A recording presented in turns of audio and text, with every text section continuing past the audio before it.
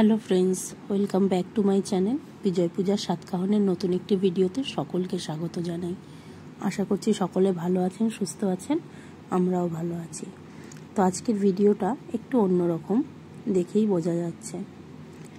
তো আর কোনো কথা না বাড়িয়ে ডিরেক্ট ভিডিওর প্রসঙ্গে আসি।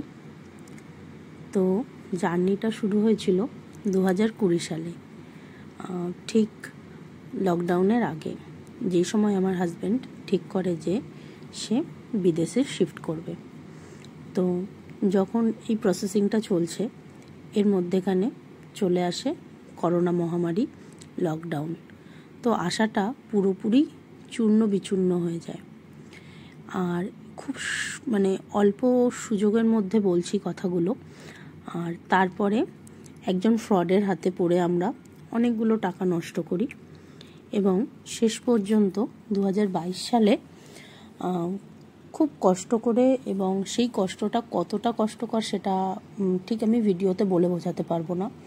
একদিকে ভিসা হয়ে আছে, টাকা পয়সা জোগাড় হচ্ছে না, দুজনের যেখানে একসাথে যাওয়ার কথা সেখানে আমাকে এখানে থেকে যেতে হয় এবং ও ইউরোপে শিফট করে। কথাটা আজকে যতটা ইজিভাবে বলতে পারছি, সেই সময়গুলো এতটা ইজি ছিল না। এবং ওখানে যাওয়ার পর যে স্ট্রাগলটা, সেটা একমাত্র ওই আমার হাজব্যান্ডই করেছে। আর আমি হয়তো এখানে বসে ওকে মেন্টাল সাপোর্ট দিতে পেরেছি, বাট ফিজিক্যালি ওর সাথে আমি ছিলাম না। তো ও যে কতটা স্ট্রাগল করে আজকের এই জায়গাটায় পৌঁছেছে, সেটা না বললে তাকে অপমান করা হয়। তো আমি আমার এই ভিডিওর মাধ্যমে ওর লাইফ স্টোরিটা কিছুটা হলেও শেয়ার করছি। তো যাওয়ার সময়ের ভিডিওগুলো আমাদের কাছে নেই, কারণ হচ্ছে আমরা সেই সময় সেই মেন্টাল পরিস্থিতিতেই ছিলাম না যেখানে আমরা ভিডিও করে কিছু জানাবো বা কিছু করব। তো এটা হচ্ছে ওর আসার ভিডিও। তো ও থাকে হচ্ছে পর্তুগালে। এইটা ভিডিওতে আমি অনেকবার বলেছি আমার ভিডিওতে। তো ও ফেরার সময় ওখানে 2.5 বছর পর ও ফিরছে বাড়ি। তো ওখানে একটা টিআরসি কার্ড হয়, যেই কার্ডটার জন্য আমরা অধীর আগ্রহে অপেক্ষা করেছিলাম এবং অনেক কষ্টও পেয়েছি তার জন্য। কিন্তু ভগবান আছেন, অবশ্যই আছেন, মানুষের কষ্টের দাম উনি দিতে জানেন।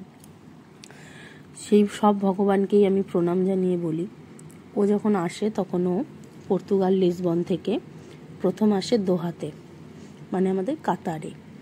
আর কাতার থেকে তারপরে এসে পৌঁছয় কলকাতায়। তো এটা হচ্ছে আপনারা যেটা দেখছেন, এটা হচ্ছে কাতার এয়ারওয়েজের ভিডিও। তো যেটা বলছিলাম, তো একটা মানুষ এতটা স্ট্রাগল, আমি নিজের চোখে না দেখলে, এখানেও একটা ছোটোখাটো ব্যবসা করতো, যেটাতে আমাদের নুন আনতে পান্তা ফুরোয় এরম অবস্থাই ছিল বলতে গেলে। কতটা কষ্টের দিন কাটিয়েছি, কতটা খারাপ দিন কেটেছে, সেটা না বললে হয়তো কেউ বুঝবে না। যাই হোক, এরপরে এটা হচ্ছে ফেরার সময়ের ভিডিও। এটা তো একটা আনন্দের মুহূর্ত, এতদিন পর ওকে কাছে পেয়েছি। এই একটা ছোট্ট ভিডিওর মাধ্যমে কিছুটা হলেও শেয়ার করলাম আপনাদের সাথে। যদি ভালো লাগে অবশ্যই লাইক, কমেন্ট অ্যান্ড শেয়ার করবেন। আর এখন যেহেতু ও চলে এসছে, নতুন নতুন ব্লগের জন্য রেডি থাকবেন। আশা করব এখন রেগুলার ব্লগ ছাড়তে পারবো। রেগুলার না হলেও চেষ্টা করব ছাড়ার। এই সময়টা কতটা আনন্দ, এই সময়টা হচ্ছে জীবনের একটা সেরা সময়। এই যে এতদিন দূরত্বের পরে এই যে কাছে আসার আনন্দ, সত্যি এটা বলে বোঝাতে পারবো না। আমি তো ওখানে কেঁদেই ফেলেছিলাম। তো নমস্কার, ভালো থাকবেন, সুস্থ।